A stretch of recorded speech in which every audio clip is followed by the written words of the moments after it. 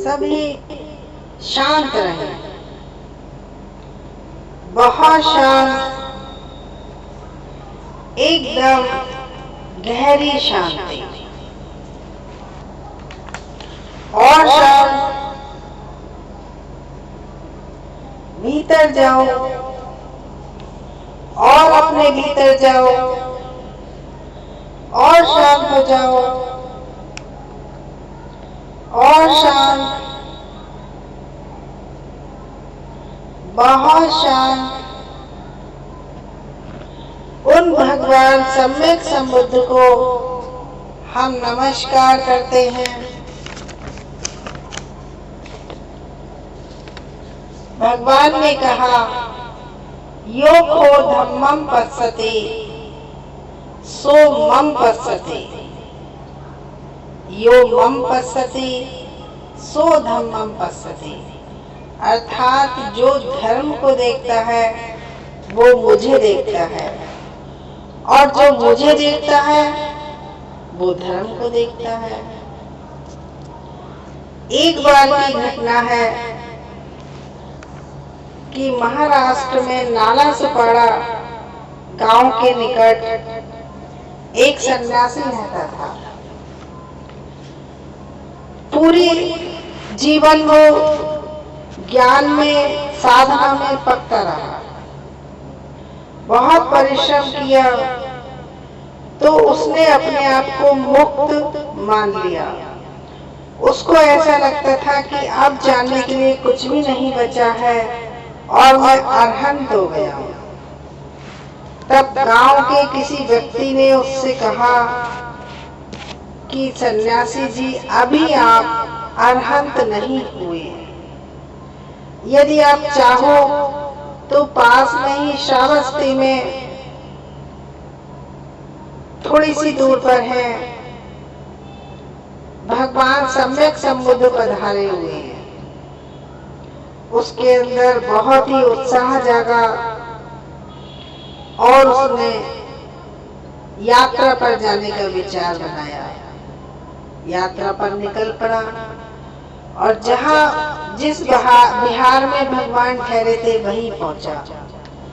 वहां जाकर उसको पता चला कि भगवान तो भिक्षाटन के लिए गए हैं, तो वो वहीं पहुंच गया और वहां जाकर जो दृश्य है वो सुनिए।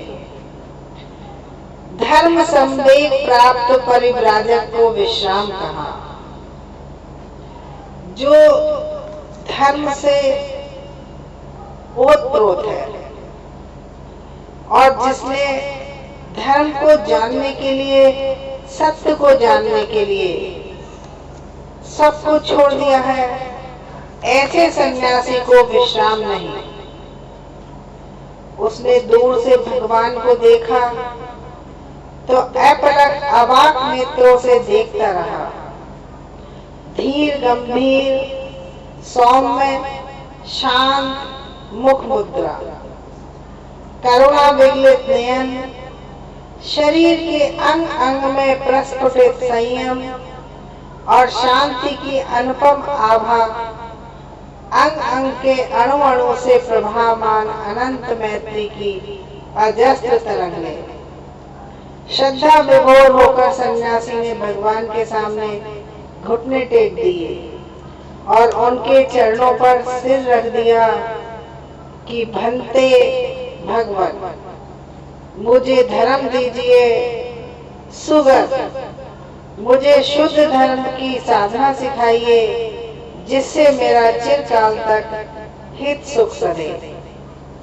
तो भगवान ने कहा, अभी हम भिक्षाटन पर निकले हुए हैं और बिहार में जाकर फिर हम धर्म की देशना देते हैं। तब वह सन्यासी बोला, ना मेरी जिंदगी का ना आपकी जिंदगी का क्या भरोसा। इस समय आपके प्रति मेरी श्रद्धा भी सजीव है और मेरे पास समय बहुत कम है। तब भगवान ने बोधि नेत्रों से देखा कि वास्तव में इस उत्सुक सन्यासी के पास समय नहीं है।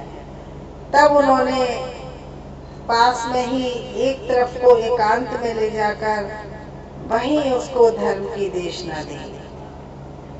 उन्होंने कहा, वे धम्मा संखारा अपमादेन संपादेत, वे धम्मा संखारा अपमादेन संपादेत, वे धम्मा संखारा अपमादेन संपादेत। अर्थात जितनी भी बनी हुई वस्तुएं हैं, जो भी कुछ तुम्हें दिखाई देता है, जितने भी संस्कार हैं, वो सब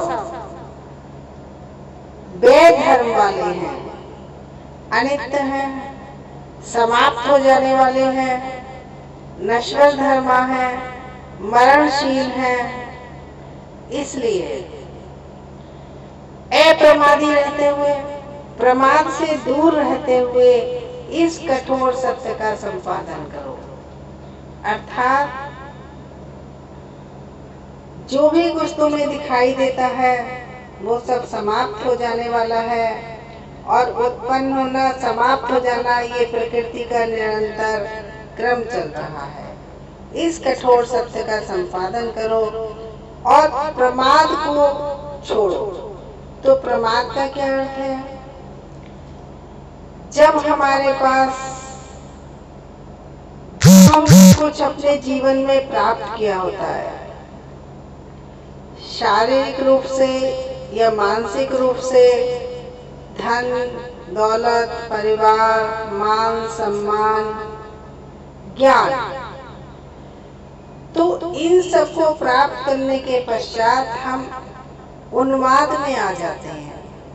अर्थात स्मृति हमारी भ्रमित हो जाती है, सजगता खो देते हैं, सत्य से थोड़ा विचलित हो जाते हैं, सावधानी नहीं रहती, स्मृति में नहीं रहते, उसी में खोए रहते हैं। जो जो प्राप्त है उसको लेकर प्रमाद में रहते हैं, अर्थात एक नशे में चूर रहते हैं, मस्ती में रहते हैं।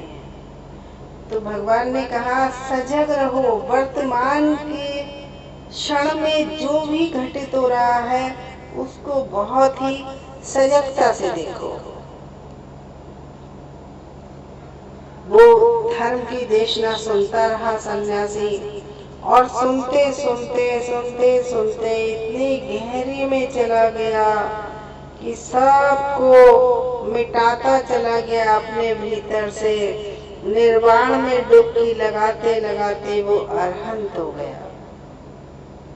तो इसलिए हम सब भी धर्म के मार्ग पर चले, धर्म से अपने आप को भर ले, शुद्ध धर्म से भर ले, और सबको माफ कर दे।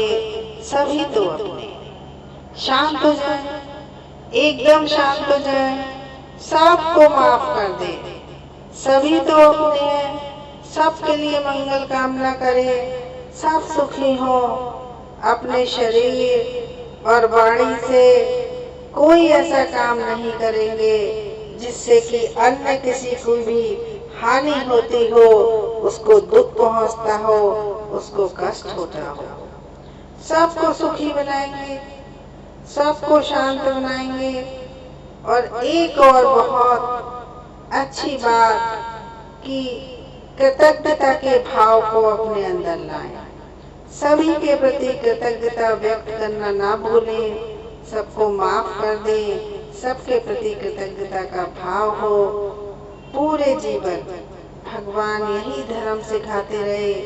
वर्तमान में रहो, सजग रहो, सचेत रहो, सावधान रहो और सबको माफ कर दो। ऐसे कर्म करो जिससे सभी को सुख मिले, शांति मिले।